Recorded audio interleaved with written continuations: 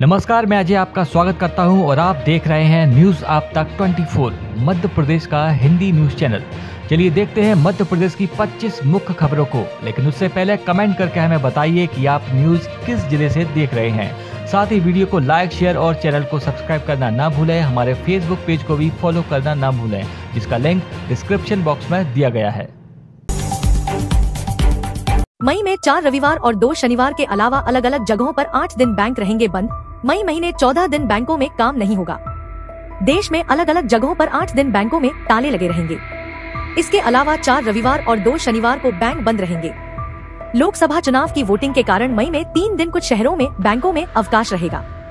7 मई को अहमदाबाद, भोपाल, पणजी एवं रायपुर, 13 मई को श्रीनगर और 20 मई आम चुनाव के चलते बेलापुर एवं मुंबई में बैंक बंद रहेंगे। बैंकों के हॉलिडे के बावजूद ऑनलाइन और एटीएम के जरिए लेन देन का काम कर सकते हैं। इन सुविधाओं पर बैंकों की छुट्टियों का असर नहीं पड़ेगा। YouTube का नया फीचर करेगा अलर्ट। बहुत हो गया स्क्रीन टाइम, अब कुछ देर ब्रेक ले लो। बहुत देर तक स्क्रीन टाइम होने से सेहत पर बुरा असर होता है और YouTube users take a break feature के जरिए अपने मानसिक तनाव को कम कर सकते हैं। इससे शारीरिक व मानसिक थकान कम होगी, आंखों को भी आराम मिलेगा। इस फीचर की मदद से YouTube स्क्रीन से हटने यानी ब्रेक लेने का रिमाइंडर मिलता है। इस फीचर में यूजर्स अपनी जरूरत के हिसाब से 5 मिनट से लेकर 23 घंटों तक का टाइम सेट कर सकते हैं। हाई कोर्ट ने उच्च माध्यमिक शिक्षक भर्ती में अनियमितता पर मांगा जवाब। हाई कोर्ट की जबलपुर बेंच ने उच्च माध्यमिक शिक्षक भर्ती परीक्षा में अनियमितता के आरोप पर जवाब तलब कर लिया है। इस सिलसिले में राज्य शासन व लोक शिक्षण संचालनालय सहित अन्य को नोटिस जारी किए गए हैं। 4 सप्ताह में जवाब प्रस्तुत करने निर्देश दिए गए हैं। न्यायमूर्ति विवेक अग्रवाल की एकल पीठ के समक्ष मामले की सुनवाई हुई। जबलपुर में विद्यार्थी अब प्रशिक्षक की भूमिका में स्कूलों में तैयार करेंगे नई पौध। रानी दुर्गावती विश्वविद्यालय से बीपीएड और एमपीएड का 1 वर्षीय कोर्स पूरा करने के दौरान ही 20 खिलाड़ी छात्रों को बतौर प्रशिक्षक विभिन्न स्कूलों में सेवा का अवसर मिल गया है। इन्हें हिमाचल प्रदेश, पंजाब, यूपी, हरियाणा, उत्तराखंड व राजस्थान में प्रशिक्षक का दायित्व संभालने का अवसर मिला है। कैंपस सिलेक्शन से इनका चयन किया गया है। ये basketball, judo, athletics, wushu, kabaddi व वॉलीबॉल खेल विधाओं के राष्ट्रीय खिलाड़ी भी हैं और अब प्रशिक्षक के रूप में स्कूलों में खिलाड़ियों की नई पौध तैयार करेंगे। इधर बीपीएड से 10 व एमपीएड से 10 खिलाड़ी छात्र इस माह मुख्य परीक्षा में शामिल होंगे। ट्रेनों में मिलेंगे मुलायम और हल्के कंबल, भारी कंबलों से मिलेगी निजात। ट्रेनों के एसी कोच में यात्रा करने वाले यात्रियों को जल्द ही भारी भरकम और गंदे कंबलों से निजात मिलेगी। इनके स्थान पर यात्रियों को अब मुलायम और कम वजन वाले कंबल दिए जाएंगे। इसके लिए उत्तर मध्य रेलवे के प्रयागराज स्थित मुख्यालय से 10,000 कंबलों की खरीद के लिए टेंडर निकाला था, जिसे 17 मई को खोला जाएगा। इन कंबलों को प्रयागराज, झांसी व आगरा मंडल में भेजा जाएगा। इन मंडलों से गुजरने वाली ट्रेनों में इन कंबलों का उपयोग किया जाएगा। ग्वालियर में ट्रांसपोर्ट नगर संवारने की शिव की घोषणा पर मोहन ने नहीं दिया ध्यान। 25 करोड़ रुपए का सालाना कर देने वाला ट्रांसपोर्ट नगर बदहाल है। यहाँ पर न तो पीने का पानी है और न ही सड़क, सुरक्षा और सफाई के इंतजाम। यदि कुछ है तो गंदगी, कचरे के ढेर, उफनते सीवर और 1-1 फीट गहरे सड़क में गड्ढे। टीपी नगर की इस हालत के जिम्मेदार नगर सरकार से लेकर प्रदेश सरकार तक है, क्योंकि टीपी नगर की हालत किसी से छिपी नहीं है।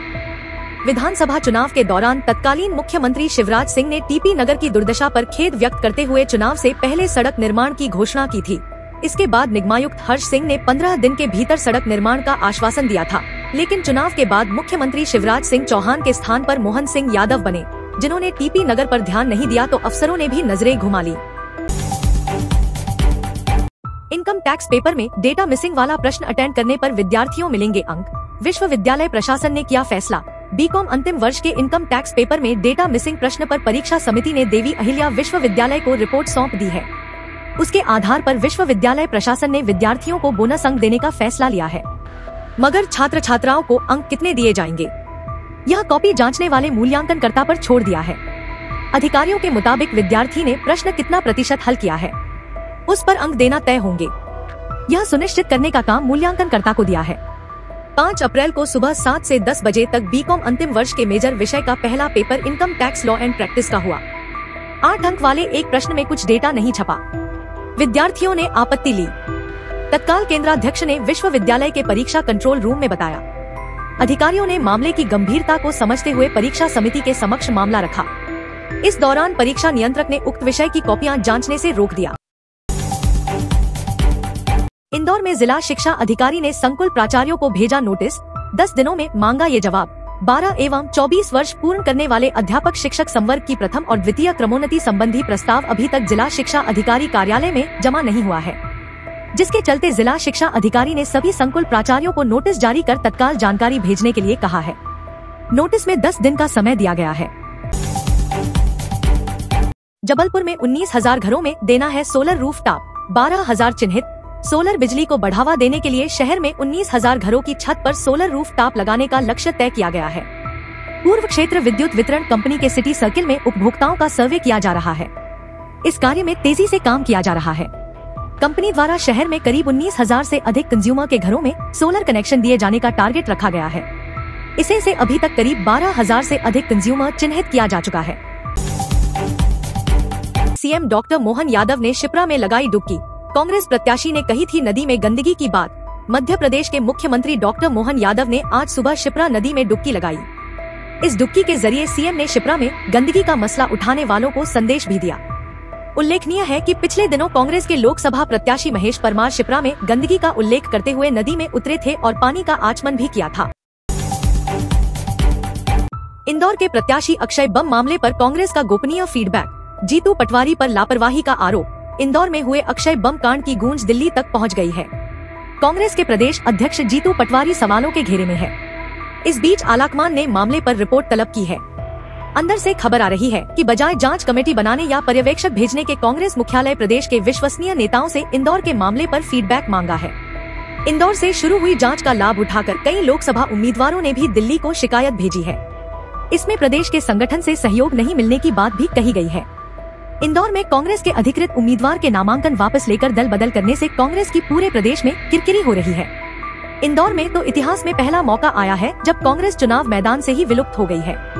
सूत्रों के अनुसार कांग्रेस के नेताओं की ओर से दिल्ली भेजी गई प्रारंभिक जानकारी में प्रदेश अध्यक्ष जीतू पटवारी के साथ संगठन की नाकामी को सीधे तौर पर जिम्मेदार ठहराया गया है। बताया जा रहा है कि कांग्रेसियों ने केंद्रीय नेतृत्व से यह भी कहा है कि पटवारी अपने गृह क्षेत्र में ही चुनाव को लेकर गंभीर नहीं थे। इस बीच प्रदेश में कांग्रेस के टिकट से चुनाव लड़ रहे कई उम्मीदवारों ने भी संगठन को लेकर शिकायत दिल्ली भेज दी है। राहुल गांधी पर संविधान के अपमान का आरोप। चुनाव आयोग ने भिंड कलेक्टर से मांगी रिपोर्ट। मध्य प्रदेश के भिंड में मंगलवार को जनसभा के दौरान कांग्रेस के पूर्व अध्यक्ष राहुल गांधी द्वारा संविधान की प्रति लहराकर संविधान के प्रति अपमानजनक बातें कहने की शिकायत भाजपा के प्रदेश अध्यक्ष विष्णु दत्त शर्मा ने निर्वाचन आयोग से की है। इस पर आयोग ने भिंड कलेक्टर से रिपोर्ट मांगी है। शर्मा ने राहुल गांधी पर संविधान का अपमान करने और लोगों को उकसाकर हिंसा भड़काने का प्रयास करने का आरोप लगाया है। आरोप में कहा है कि उन्होंने प्रधानमंत्री नरेंद्र मोदी, अमित शाह पर चुनाव जीतने के बाद इस किताब संविधान को फाड़कर फेंक देने की बात कही।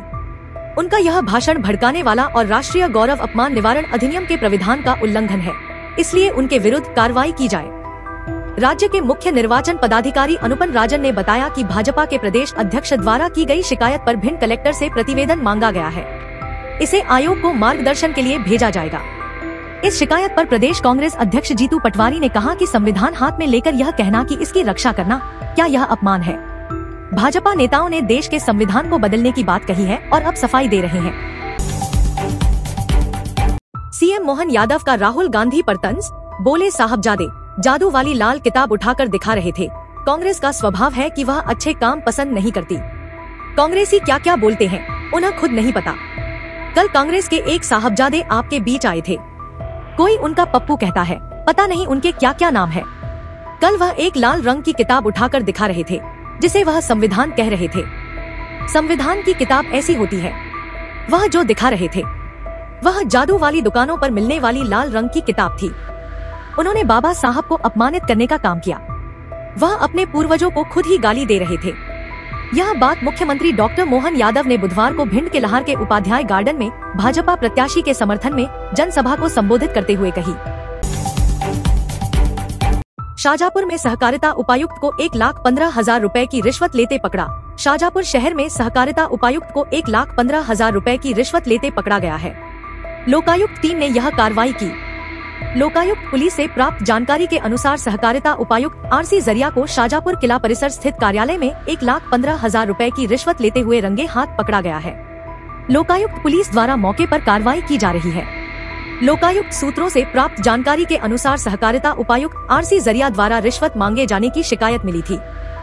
इस पर टीम ने योजनाबद्ध तरीके से कार्रवाई करते हुए आज उन्हें रिश्वत लेते हुए रंगे हाथ पकड़ा है। बैतूल में अवैध रूप से मुरम का उत्खनन करते हुए एक बुलडोजर, 4 ट्रैक्टर ट्राली जब्त। आमधाना स्थित सरकारी निस्तारी तालाब से अवैध रूप से मुरम की खुदाई कर परिवहन करते हुए खनिज विभाग के अमले ने एक बुलडोजर मशीन सहित 4 ट्रैक्टर ट्रॉली को जब्त किया है।